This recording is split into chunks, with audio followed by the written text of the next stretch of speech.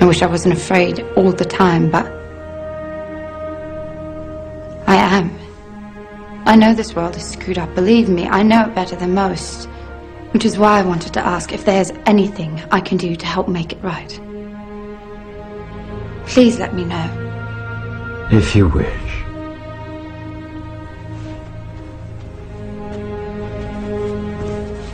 The very anniversum Fifus Fisi. By the power of truth, I, while living, have conquered the universe.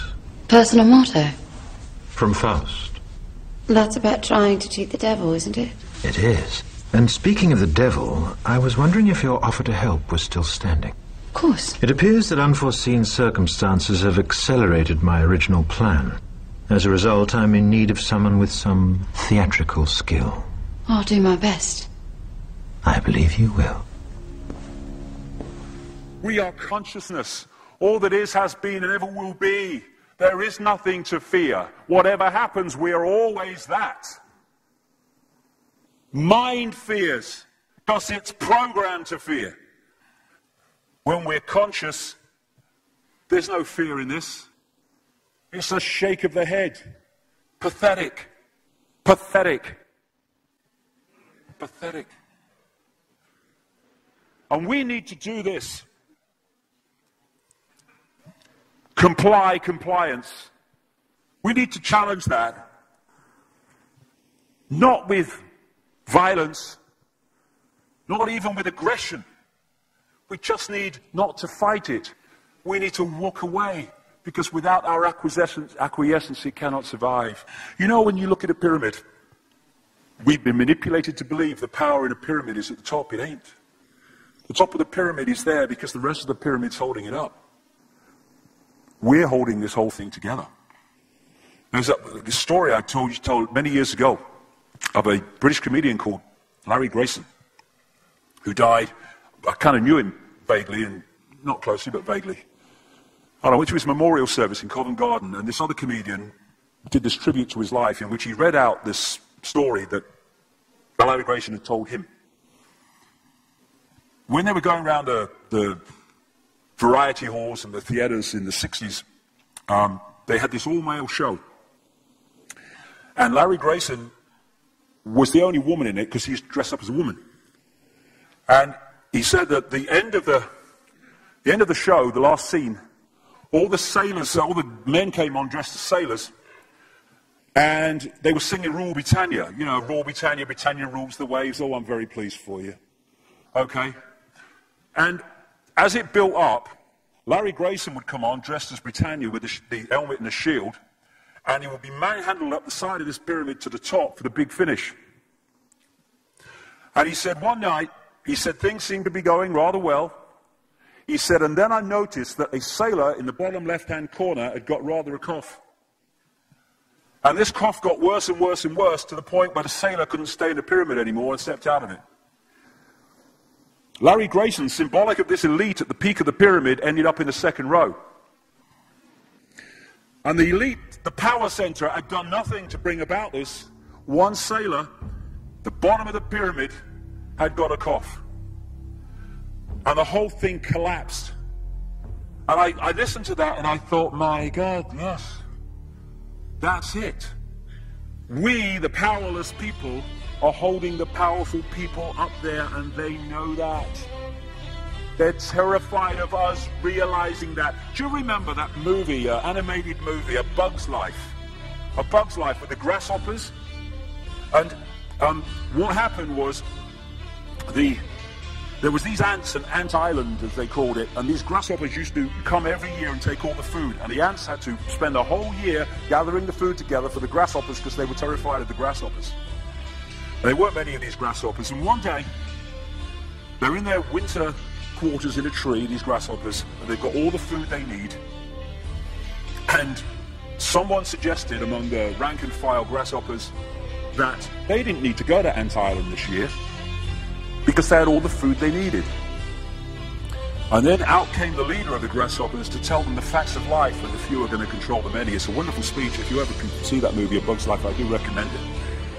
And he said, basically, They outnumber us 100 to 1. And if ever they figure that out, there goes our way of life. So we have to keep the pressure on, basically. We have to keep them working, so they don't figure out where the real power is.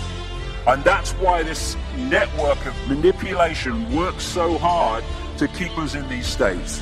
Like I said earlier, what are people leaving foreclosed homes for?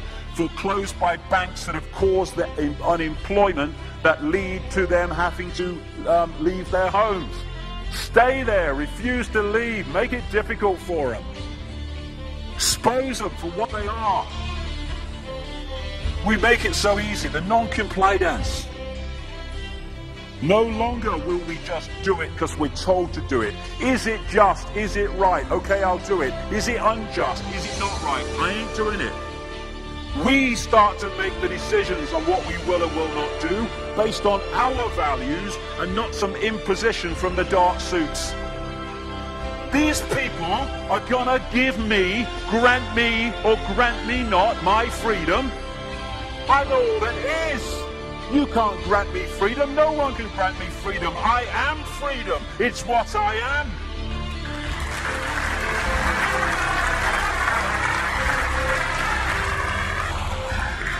The big question, what would consciousness do?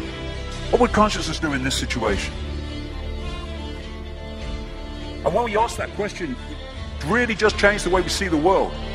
Not what would I do, mine, right. What would consciousness do? You know, this is a great line. If it's not right, don't do it. If it's not true, don't say it. And what would transform this world overnight is if we started doing what we knew to be right in the situations we face, instead of what we think is right for us in the moment. Not what are the consequences for me, or what's the best thing for me, how do I get the best deal out of this? What is right? What is just in this situation? If we started making decisions based on that, the world would transform overnight. These are very simple things. If we want a world of peace, then we need to be peaceful. We don't need to fight for it. We just need to be peaceful, and we'll bring that about. If we want a world of kindness, we need to be kind, and then it will naturally unfold. We don't fight for kindness. As Martin Luther King said, it's a wonderful saying, piece of oratory. Cowardice asks the question, is it safe? Expediency asks the question, is it politic? Vanity asks the question, is it popular? But consciousness asks the question, is it right? And there comes a time when one must take a position that is neither safe, nor politic, nor popular, but one must take it because it is right. And when enough of us do that, what is right will manifest by definition. And we're in this position now where this vibrational change, this energetic change is taking place, where we can start cracking these eggshells, where we can start becoming the full magnitude of who we are, where we can be consciousness in the now, using mind to experience this reality instead of being governed by it, turning the key to let consciousness in. We're being offered this opportunity now. No longer can we say we didn't realize who we are, we didn't know we could do that. I was kind of waking up one day, and I saw this earth imprisoned, and I saw this big lock and a key going in and being turned. I went on the internet just very shortly afterwards. I was looking for a picture, not this one, and that's what I saw. The picture I'd just seen in my half kind of sleep. And that's what we're being offered the chance to do now, to turn the master key called becoming conscious that will bring an end to this. It's being given to us, we just need to take it. And to take it, we need to say enough. Enough of being enslaved by these people, enough of being enslaved by our manipulated ignorance, enough of being enslaved by the fear of being who we are.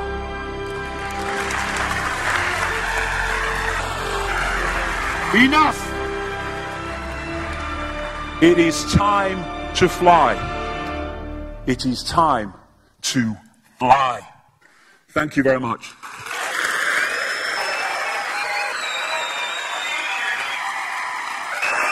Thank you. Thank you very much. Thank you. Thank you.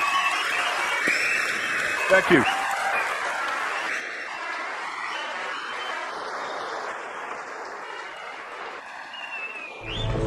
Enemy is approaching fast. Requesting orders. General, what should we do? There's no response from command. Or from party leader Creedy.